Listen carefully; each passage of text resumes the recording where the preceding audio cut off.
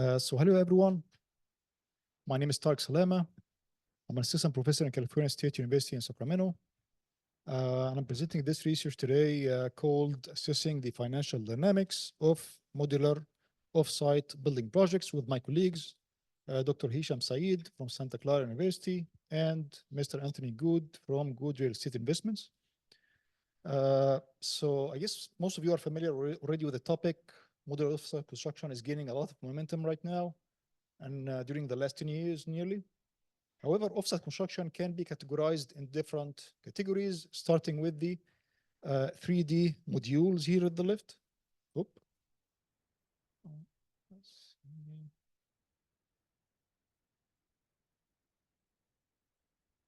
So these are the 3D modules. These ones are called panelized construction. It can be for 2D modules.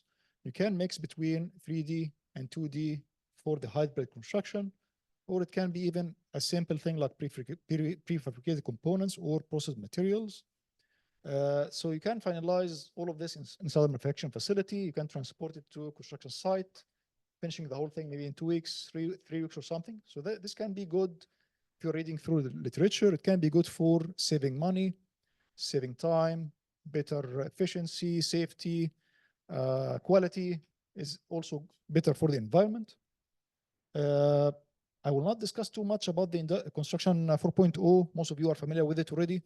It is coming from the industry 4.0. This one is including many technologies already that can create a revolution for construction overall and modular offsite construction. And this can include, as you know, it can include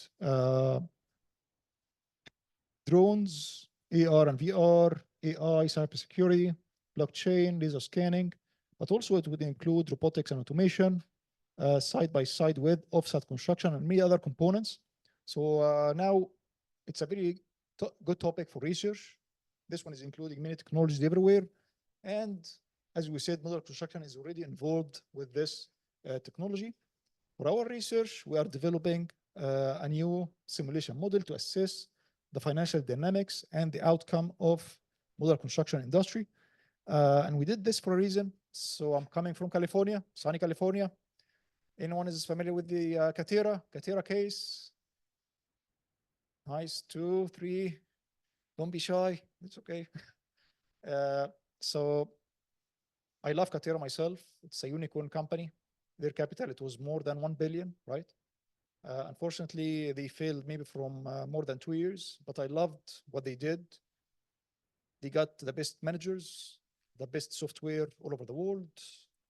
They got the best equipment from Sweden. They were trying to revolutionize the whole industry. Unfortunately, they failed. They went into bankruptcy for different reasons. So they failed exactly after the COVID. The COVID had something to do with that, but it's not the only reason. If you are reading through literature, you will find few papers are discussing some financial problems these companies might have for different reasons. So finally, their profits might not be the best as a developer. I know it's good for saving time. Sometimes it can save costs, sometimes not. But it's definitely a good thing for the quality and for the safety. But this case can be different from a country to another and also from a state to another. Once again, I'm coming from California. Everything is very expensive. So what would be the average house price in San Francisco? Around 1.2 million. San Diego, 1 million. Los Angeles, 1.4 million. Material cost is very expensive. Wages are very expensive. Adding all of this to the high interest rate we're having right now, companies can suffer from all of this in California, right? However, I'm also Canadian. I finished my PhD in Concordia University in Montreal. So it can be very beneficial in Canada, right? Usually they would hold all construction maybe for nearly 6 months because of the snow, right? So imagine fabricating everything inside a manufacturing facility. This can be very good for the housing problem we are still having in Canada right now, other than the other housing problem we're having in California, right? So that's why we got, I'm going to show you in a bit, we got a real case study. We got a whole financial model from a company. I cannot disclose the name for privacy reasons. then we try to create this system dynamic model to see how different economical indices can make a difference to the whole financial model. If the interest rate is getting higher, how it's going to affect their profit? What about our equity compared to any debt we're getting from the banks? How this can affect their profits and other financial indices. So far, we created this financial model just to describe different things here. So we consider the net cash flow, cash in and cash out, the debt to equity ratio. And we considered different activities like the fabrication itself.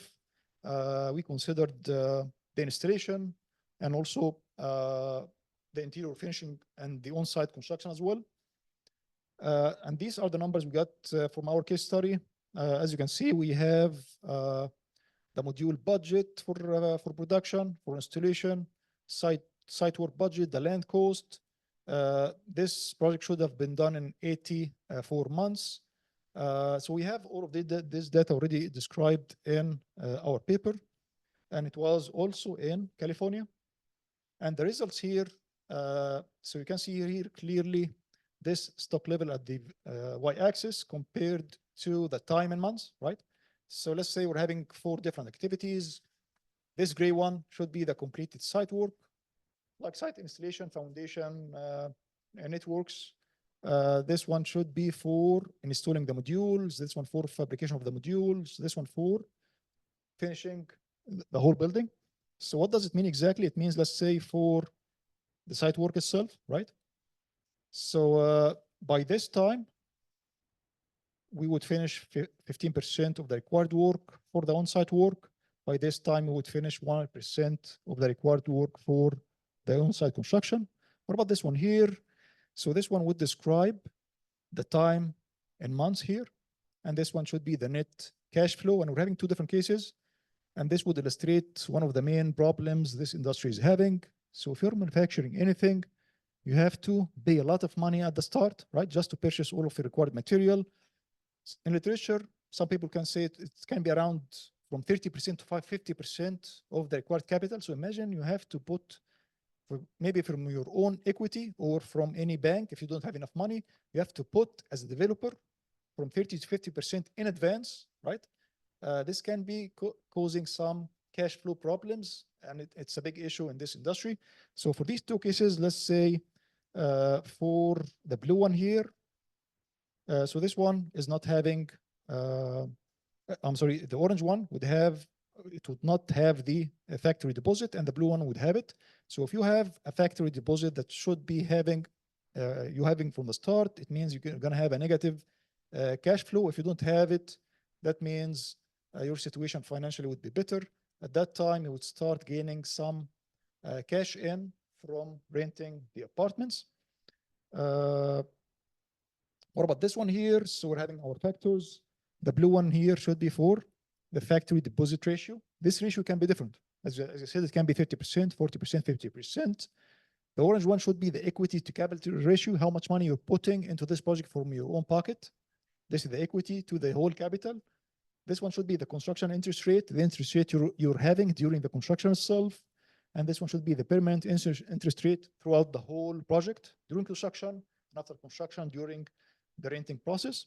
So we did this sensitivity analysis just to see the difference we can have into all of these factors. So this one here should be the internal rate of return. So simply here, if you have 50% more from the factory deposit ratio, right? It means the internal rate of return can be declining slightly, as you can see. What about the equity capital ratio? If this one would increase by 50%, your internal rate of return would be lower. All of this case can be different if the interest rate is different from one year to another. All of this can be different if your equity to capital ratio can be different, right? So we are trying to have a sensitivity analysis for different cases. That's it, just to see how these factors can affect your profits finally. And our conclusion that we developed this evaluation tool using system dynamics just to evaluate the cash flows any company would have. And we examined all of this, considering different factors like the factory deposit ratio, equity to capital ratio, and the interest rate we're having right now. and the effect into the internal rate of return. Internal rate of return, it means the profits any developer might have relevant to the whole budget we're having for construction. But also all of this should be considered to the net present value of the money, the cash itself. So this one can be applied in real world for sure, just to see the cash flow dynamics. And we are preparing another journal paper soon. Is going to be published with real data from the market, from different companies, while we are using our system dynamics, just to see exactly what they're doing, how much profits they can gain, whatever the problems they're having financially. As I'm saying, California can be different. The weather is nice, but it can be very expensive. Different companies can suffer a little bit, although in other states, the situation can be better. Companies can make maybe more profits. In Canada, it can be better as well. And our finding that we should suggest the need for strategies to optimize the equity to capital ratio, how much equity we should put from our pocket. If we optimize this one, we can control our profits later. But also, as I'm saying, if the interest rate in the market is a little bit higher, everything can be changing, right? And if it's lower, it can make also a difference. These are our contacts and acknowledgement. It was funded by Sac State, our university, California State University in Sacramento, and these are our references. Thank you very much. Okay, thank you. Thank you, Tarek.